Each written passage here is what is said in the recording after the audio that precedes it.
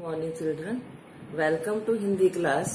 बच्चों, आज हम अपनी उन्मेष किताब का पाठ 7 एक फूल जो गांधी जी से संबंधित है उसके बारे में पढ़ेंगे। तो इस पाठ में हमें क्या सीखने को मिलेगा और हम क्या जानेंगे। नंबर 1 तो स्वतंत्रता सेनानियों के जीवन संघर्ष को समझना और उनसे प्रेरणा लेना। नंबर 2 देश की प्रेम की भावनाओं को जागृत करना।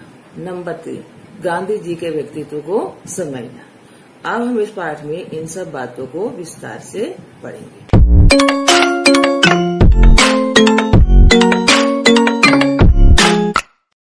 एक फूल।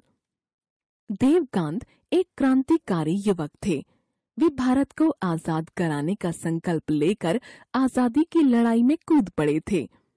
जब काशी में क्रांतिकारियों की धरपकड़ शुरू हुई तो वे थोड़ा वेश बदलकर अमृतसर अपने मित्र वकील सोमेश के घर चले आए। उनके साथ उनकी 7 साल की बेटी गौरी थी। सोमेश और उनकी पत्नी ने उनका खूब स्वागत करते हुए उन्हें अपने घर पर रहने के लिए यह कहते हुए जगह दे दी कि वे जब तक चाहें वहां रह सकते हैं। यहाँ पुलिस उनका कुछ भी नहीं बिगाड़ सकती है। हाँ, अगर वे थोड़ी दाढ़ी और बढ़ा लें तो अच्छा है। यह सुनकर देवकांत के मन का बोझ उतर गया। यहाँ गौरी की अपने से 2 साल बड़ी सोमेश बाबू की बेटी राधा से दोस्ती हो गई। दोनों पक्की सहेलियां बन गईं। एक दिन गौरी को राधा ने बताया कि स्कूल में मास्टर जी ने बताया है कि गांधी जी उनके शहर में चंदा इकट्ठा करने के लिए रेलगाड़ी से आ रहे हैं। यह सुनकर गौरी की आंखों में चमक आ गई और उसने गांधी जी के दर्शन करने के लिए जाने की बात कही। जब राधा ने पूछा कि वह उन्हें क्या देगी, तब गौरी ने कहा कि उसके पास एक इकन्नी है और वह अपने पिता के साथ वहां जाएगी क्योंकि उसके पिता को गांधी जी जानते हैं। यह सुनकर राधा ने भी अपनी गुल्लक से 4.5 आने निकालकर गौरी को दे दिए। अब गौरी के पास 5.5 आने हो गए। गौरी बोली, इतने थोड़े पैसे देना क्या अच्छा लगेगा? इससे तो अच्छा है कि कुछ फल ले लूं। दोनों सहेलियों ने इस विषय पर खूब बात की और रात को देवकांत जी के लौटने पर गौरी ने उनसे कहा कि वे उसे गांधी जी से मिलवाने ले जाएं। देवकांत जी के पीछे पुलिस पड़ी थी, इसलिए उन्हें डर था कि कहीं गांधी जी से मिलने पर वह उन्हें गिरफ्तार न कर ले। अतः बेटी की इच्छा सुनकर उनका चेहरा सफेद पड़ गया, किंतु बेटी की जिद के आगे वे इनकार नहीं कर सके और उन्होंने हामी भर दी। और जिस दिन गांधी जी को आना था उस दिन दर्शनों के लिए आई भीड़ के बीच गौरी को साथ लेकर स्टेशन पहुंच गए। गौरी एक टोकरी में बापू के लिए केले, संतरे और चीकू लेकर गई थी।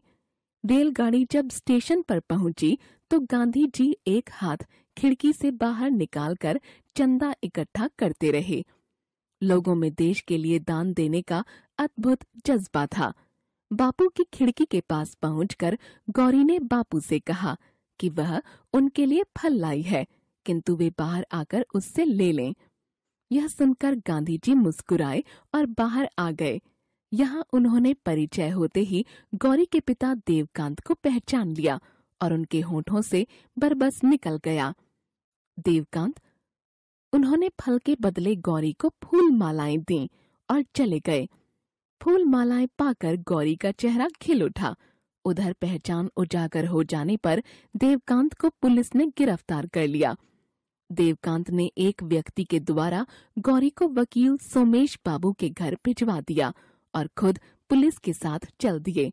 घर आकर गौरी बहुत रोई। उसे किसी तरह चुप करवाया गया और वकील साहब देवकांत को जेल से छुड़ाने की कोशिशों में जुट गए। शहर भर में जिस किसी को पता चलता कि बापू ने गौरी को मालाएं दी हैं, तो वह एक फूल लेने के लिए गौरी के पास आता था। धीरे धीरे सारे फूल खत्म हो गए और बस एक फूल ही बचा। उसे गौरी ने अपने पिता की किताब वंदे मातरम में रख दिया और जब 2 वर्ष के बाद देवकांत जेल से छूटे तो उसने यह कहते हुए वह फूल अपने पिता को भेंट किया कि उन्होंने भी तो भारत माँ की आजादी के लिए कष्ट सहे हैं। इसलिए यह फूल उसने उनके लिए बचाया है। बेटी की यह बात सुनकर छलछला आई आंखों के साथ देवकांत ने गौरी को उठाकर गले से लगा लिया